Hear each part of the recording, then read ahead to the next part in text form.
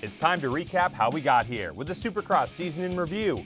What do you remember? We chat with four-time AMA Superbike champ Josh Hayes about what's new for 2015. KTM's Kailub Russell has been on fire this year, and we catch up with him.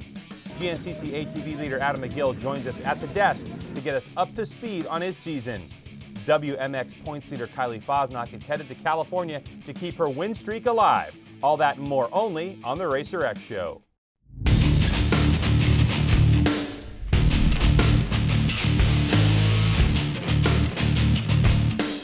Hello and welcome. This is the RacerX Show. I'm your host, Greg. Not much racing over the Easter weekend, giving us a chance to catch up with a few of the sport's best. A lot of chit-chat in this one, so let's get going. The RacerX Show with Greg White is being presented by Acherubi's Soul and Passion, and by Yoshimura, the leader in performance exhausts. We start with the Supercross segment presented by Acherubi's with a look at the Monster Energy Supercross 450 class season so far. And to say it's been an up and down season for most of the paddock, well, that's a bit of an understatement. Looking at how things started and how things are right now, we've come a long way. And in typical Supercross style, it's the staying healthy part that eludes a lot of the top racers. We started January 3rd in Anaheim, California, 13 rounds ago. And with a gate drop, the season started. With a new team and a new brand of motorcycle, the red-hot Ken Roczen on the Soaring Eagle Jimmy John's factory Suzuki took the point. The theme of the year is #Who's Next, asking the question, who will be the standout rider battling for the #1 plate? The first statement was made by Roczen, who took a convincing 5-second win. The next stop was Phoenix, and out front early is Geico Honda's Eli Tomac, with Ken Roczen on the bright yellow machine making moves. That would lead to a good race between the two. Number 5, Red Bull KTM's Ryan Dungey was also charging, here racing up Autotrader.com Toyota Yamaha's Weston Pike on the Blue 23. But the excitement from the fans was the race up front, Tomac and Roczen. Roczen would put up a good fight, but Tomac was in a zone, eventually taking a convincing win.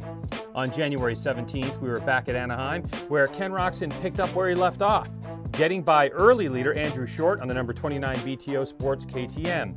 Roczen would set sail. But behind him, the first big controversy of the season, as the number 22 Discount Tires Chad Reed, leading number 41 Factory Honda's Trey Canard. Canard makes a mistake, lands on Reed. Both would pick up their bikes, get moving, a tap by Reed, and Canard's hands off the bars, he goes down. Reed would be pulled from the race, no points, but no drama for Roczen as he takes win number 2 of the season. To Oakland for round 4 and the first crack in the armor for the points leader Roczen. Racing to get up front, Roczen, making moves on Reed, had this huge and painful mistake coming up short off the triple. A look behind to make sure the coast is clear, slams his face into the crossbar. He'd remount and finish 16th, 5 championship points. So Reed gets by Short for the lead, but here comes Canard. Chasing Reedy, he closes in. You can't write this stuff. People holding their breaths after last week's incident and outcome, but Canard with a clean pass. But after that, Reedy started making mistakes, allowing Ryan Dungey to take second with this one. But it was Trey Canard, who hadn't won since 2011, the third winner in 4 races. However, that second place by Ryan Dungey propelled him to the championship lead. When we went back to Anaheim for the third time, it was time for our 4th different winner. Off the start, class rookie number 4, Yoshimura Suzuki's Blake Baggett, but Ryan Dungey was having none of it. Looking aggressive and fired up, that pass was all it took, logging his first win of 2015 and extending his points lead. High fives all around for the KTM crew. Round 6, the first race in February, marked the end of the West Coast swing. Saw a great battle up front with early race leader Ken Roczen getting pursued by Trey Canard. In the right-hander, Canard made the move that stuck. Trey picks up win number 2 of the season. Arlington, Texas for round 7, and Ryan Dungey starts to pour it on, winning his heat race, the whole shot, and he'd lead every single lap. A heel clicker for his 16th career win. Before the main in Atlanta, Ken Roczen had a nasty crash in the final qualifying practice, slamming into the side of the barrier, smashed his left ankle, but he would start the race. Then another huge story in this one, Chad Reed. He'd get the whole shot and take off, and then Roczen would have another huge crash. Left side of your screen, here he goes flying off, hard landing. He'd get back up and keep racing. But no one had an answer for Reed, as he takes his first of 2015, with Ryan Dungey continuing his streak of podium finishes, only missing it in round 1. After that race, Chad Reed Skyped in for a quick chat with us on the show. Dunge is gone. I believe this is his title to lose. It's a bummer. I mean, you always want to be in the title chase. It makes it fun doing that hard work during the week. But right now, it's just I've kind of tried to shift my focus to race wins. Back to the action, we find ourselves back in Atlanta, where Weston Pike leads the way with a chasing Chad Reed who made this mistake and goes down. That cleared the way for Dungey to go after Pike. And with a nice aggressive move, bye-bye, Dungey keeps racking up the wins, his third of the year. Now moving on to Daytona with a pre-race announcement that Roczen is out until the Easter break. That leaves things wide open, and at this point, one thing's for certain. The chatter about Ryan Dungey not being aggressive enough, not having the fight within him, is quiet on all fronts. And in this one, he's banging bars with Honda's Cole Seely, with Seely hitting the deck. Dungey then would go after quick starter Andrew Short, who everyone should be taking hole shot lessons from. And Dungey was ripping at this point, passing Short and took off. A smile under the helmet for Dungey, not only for the win, but because it was his first ever at Daytona. To Indianapolis, Indiana for round 11, a move off the start to pass Andrew Short, and Dungey checks out again, his fifth win of the year and third in a row.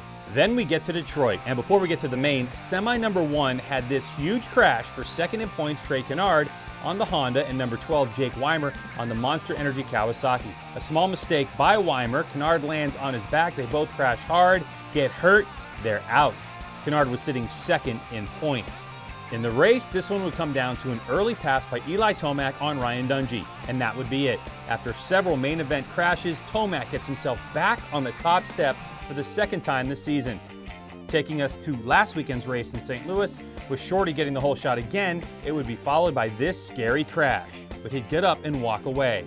Dungey was the first rider to get through, and he would just turn it up, leading from start to finish, his 6th of the year. And that's how we got to this massive points lead, Dungey's domination and key injuries to points collectors. At this point, Dungey seems unbeatable for the title. Supercross returns this weekend, live on Fox Sports 2 from Houston, Texas. Race coverage begins at 8 p.m. East, 5 p.m. Pacific. And that's our Supercross segment, presented by Acherbys. Now it's time for our road race segment, brought to you by Yoshimura. Now this weekend will mark the very first race weekend for the new AMA Superbike series called MotoAmerica. MotoAmerica is being led by 3-time 500 GP champ and road race legend Wayne Rainey. His group has the task of rebuilding motorcycle road racing both internally and externally to build new world champions out of America's youth and reintroduce fans to the sport, a huge task for sure. And the racer that leads the paddock into the new era is 4-time and current Superbike champion riding for the Monster Energy Graves Yamaha team. It's Josh Hayes. Hey Josh, welcome to the show, man. It's good to have you. Thanks for having me on the show here, Greg. Hayes, a lot of changes in the off season. Would you fill us in? Yeah, we have a lot of new things happening. New series with the MotoAmerica guys, a lot of new people in charge, all racing people, you know, so I think there's a lot of excitement around it, and I'm lucky that I'll be racing kind of in the beginning of the new era, at least for a few more years, and hopefully with a little bit of growth, it'll give me somewhere to grow into after I'm done with the riding side. But right now, focused on trying to win some races, and it's good to know that we have a full schedule, 9 weekends, 18 races, and looking forward to getting started. That's the series, but 6 years with Yamaha, all in the R1, but now you have a brand new one. What's that all about? Man, I couldn't have hit a better place at a better time, you know, and I'm very happy to be with these guys, but I'm going through a whole new thing, developing a new bike, just like I did when I first showed up. We did 6 years with the previous R1 model. We're starting over again now with this new R1 that just came out, and man, it's cool that I think we're going to show up and be competitive in the first race, but we're a long way from making this thing feel like home, and hopefully by mid-season, everybody's going to be crying in their cereal for the rest of the season. Well, Josh, thanks for joining us here on the Racer X Show. Check back with us later this year. Yeah, it'll be great. I'd love to check back in with you guys if you'll have me, and definitely looking forward to the first race. It's going to be good being in Texas. I got a lot of family there. Mom and Dad are coming out to watch, so fired up to race in front of a new crowd. You can catch MotoAmerica on CBS Sports Network April 15th. That's the preview show, 8 p.m. East. The race highlights from COTA will air on Sunday, April 19th at 6:30 p.m. And this weekend from COTA, MotoGP qualifying will air 7 p.m. East On Saturday, April 11th, Fox Sports 2. Then on Sunday, starting at 1 p.m. East on Fox Sports 1. Moto 3 at 1, Moto 2 at 2, and MotoGP Live at 3 p.m. And World Superbike from Aragon's on BN Sport Network. Sunday morning, 1 a.m. is Superpole. Then 6 a.m. and 7 a.m. races 1 and 2 for Superbikes. All times are East. And that is our road race segment, presented by Yoshimura. In the AMSOIL GNCC presented by Maxxis Series, we've had 3 rounds already, and there's been some really good racing. For second, the man who swept so far, 2-time series champ Kailub Russell. And from his home in North Carolina, he joins us now. Hey Kailub, how are things? Doing good, just kind of hanging out, taking it easy, and it's kind of nice having Easter weekend off, so kind of get to regroup, and right after that I'm on the road for 7 weeks straight, so I have a pretty busy schedule coming up, and just nice to be at the house, and the weather's getting nice, so go out golfing, and I can't jet ski yet because it's a little chilly still, but we're having fun. Your 2015 has been going great. What racing have you been doing and what's been going on? Yeah, I've been racing the National Enduro Series, the Sprint Enduro Series. We've had 1 race of that, and then obviously the first 3 GNCCs, and everything's gone off. I've had a pretty good start to the year, winning 4 out of 6 races thus far. So the Enduro Series, I've got some work to do to get to that top step. I've got 2 seconds, but I'm still trying to figure out the game. I'm new to the series, and it's a different format and it's tough. But the GNCCs, I'm a 2-time champion now, and I've started off the year great, and it's been really cool so far. And I'm just trying to do my own thing and take it race by race, and we'll see where we end up at the end of the year. You're on the top right now. You've got 2 championships. What's keeping you motivated? What keeps me motivated is being on top, and once you win so much, it's kind of it feels embarrassing to lose. So losing to me is kind of embarrassing, even if it's a second. Like, I'm still hard on myself. So that's what keeps me motivated and keeps that drive there. Is winning's fun, and especially when you do it a lot. Well, thanks again for joining us, and good luck with your 7-week stint. We're looking forward to watching you race. And you can watch uninterrupted coverage of the GNCC motorcycle race on Sunday, April 12th, beginning at 1 p.m. East. That's live only on RacerTV.com. All right, since we're on the topic of GNCC racing, let's shift gears to ATV and welcome in points leader Adam McGill. Good to have you here, Adam. What's up? What's up? Oh man, a lot's up. You're Yeah, leading for sure. this championship in the ATV GNCC stuff. Let's go over some stats. Okay, so last year you're 3rd overall. Right now, you finished 2nd in the first race, and you've won the last couple races. You're 20 points ahead of Walker Fowler. Chris Borich, the man, right, allegedly, he's buried in the points, 39 back. What's this turnaround for you? What has been going on? This is a great year for you. Biggest thing that's changed is, 1, I bought a home, and I'm settling down, getting really serious with my fiance, and there's a lot of pressure with that. And then I'm not getting any younger.